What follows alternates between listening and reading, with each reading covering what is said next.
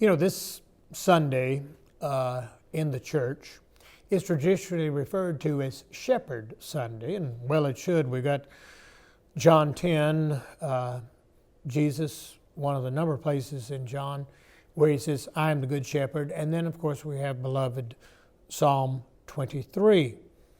But I tell you, as a preacher, it's not one of my favorite Sundays. Everybody loves Psalm 23, but it's a psalm that maybe it has gotten a bit limp from overuse, but maybe more importantly, it's a psalm in which it talks about the good shepherd. The Lord is my shepherd, and he makes me to lie down. He leads me beside still waters. He prepares. All the action is with God, the shepherd, and there's nothing for us there. What are we supposed to do with that? Jesus says here in John, I'm the good shepherd, and the good shepherd lays down his life for the sheep. I mean, maybe the problem is I'm a Methodist, and we Methodists are really big on doing and fulfilling our moral responsibilities. I know I was part of a recent survey of United Methodists asking them, what do you look for in a sermon? And the main response was, I want sermons that I can use in my daily life. I remember a layperson whining to me, you preachers are always telling us to get out there and do something, but you never give us anything specific about what we're supposed to do. Thus, Rick Warren says that you should come to church with a pencil and paper.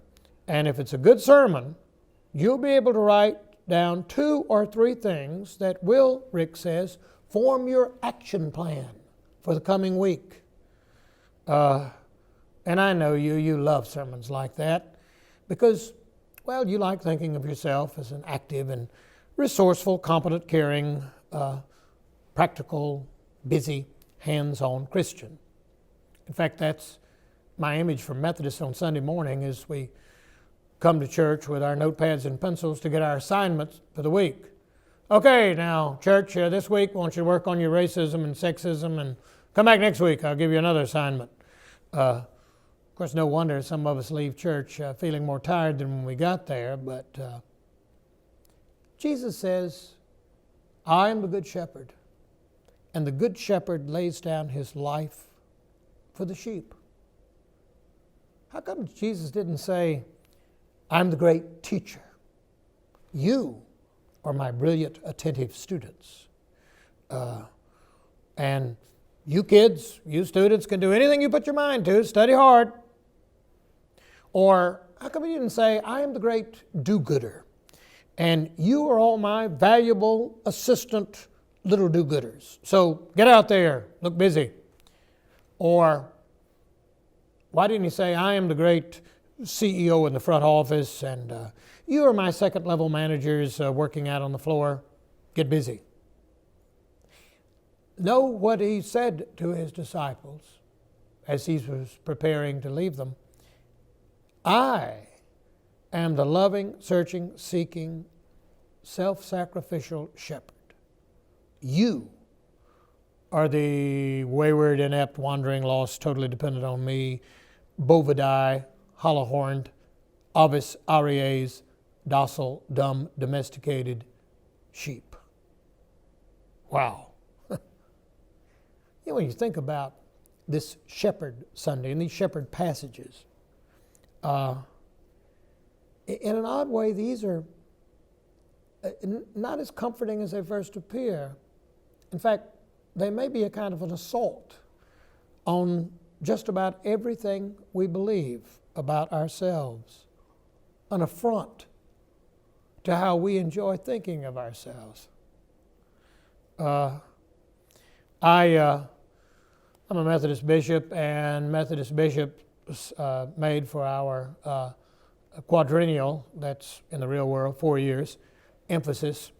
making disciples for the transformation of the world. And that was our emphasis for 4 years.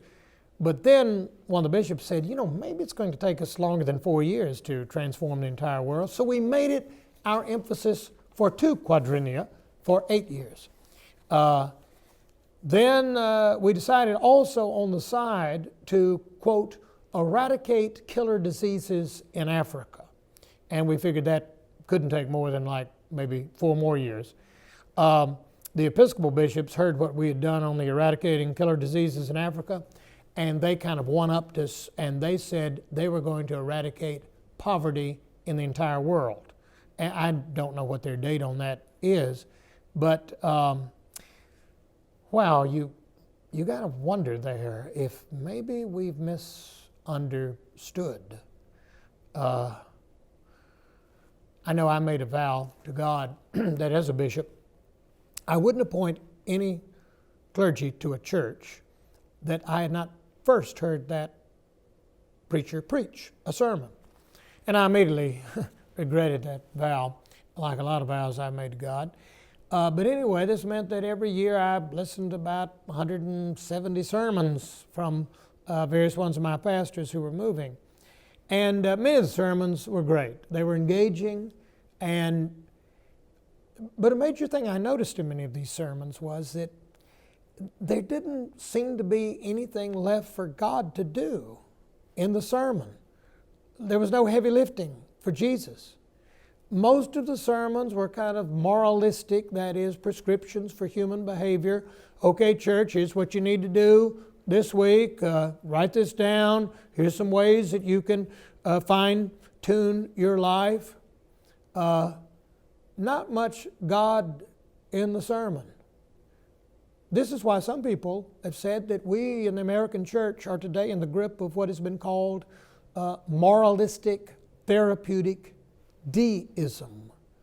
Moralistic, that is, the Christian faith reduced in our hands becomes something that you are to do or be. Therapeutic, that is, the Christian faith is mainly a technique for getting something you want. Deism, that is, God created the world and then retired and left. And now it's up to us to do, or doing won't get done. That's really not the way it is in John's Gospel. In John's Gospel, the whole thing is focused on the Good Shepherd, on this one, this sovereign Lord who comes not simply to stand beside us, but to do for us what we could never do for ourselves. In John's Gospel, there's no Sermon on the Mount like you have in Matthew's Gospel. There's no golden rule. In John's Gospel, Jesus says, I am the light of the world. In Matthew's Gospel, Jesus says, you're the light of the world. And so John says, here's Jesus say, I am the good shepherd. You are the wandering, wayward, totally dependent on the shepherd sheep. How ludicrous it would have been for the good shepherd to say, I am the good shepherd. Now, I want you sheep to get organized, take matters in hand, turn the gospel into a technique for self-improvement, and make disciples for the transformation of the world and the eradication of killer diseases. Now, what he said was, I'm the good shepherd, and you are the beloved, the wayward sheep. And then Jesus really raises the bar on good shepherding when he says, the good shepherd lays down his life for the sheep. If Jesus could have merely improved the sheep, or equipped the sheep, or enlightened the sheep, or taught the sheep how to save themselves by themselves, then he would never have had to say, the good shepherd not only loves the sheep, but lays down his life for the sheep. Herein is our deep comfort from the gospel.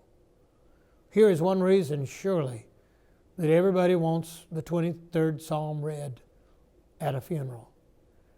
Because now that human striving and human contributions are over, wherein is our hope? Our hope is the Lord is my shepherd who makes and leads and prepares and guides. Back when I was a college chaplain, one dreary Monday I sat across from a young man who had made a terrible mistake under the influence of alcohol the weekend before. No less terrible because it was under the influence of alcohol. He candidly confessed to me his misdeeds. And then I, shocked at what he had done, I said to him, "Hey, what were you thinking?"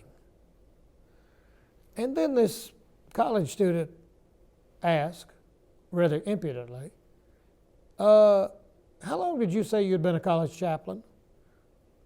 12 years, I said. "That long? Huh," he said. "I would have thought maybe you'd learned more about students in 12 years than you seem to have learned." And I maintained my composure and fought back my desire to strangle him to death. And then he said, "Hey, look, Reverend, if I'd been thinking, I wouldn't have done what I did, okay?" And I said, "That's a surprisingly intelligent observation coming from you." And then I spent another 30 minutes berating him for his behavior. And when I got finished with him, he said, "You know, situations like this, it just make you thank God." And I said, "In what way?" And he said, "Makes you just want to thank God that Jesus Christ only died for sinners." He got that right. Jesus Christ is not here to do a little moral tune-up on you, a little self-improvement.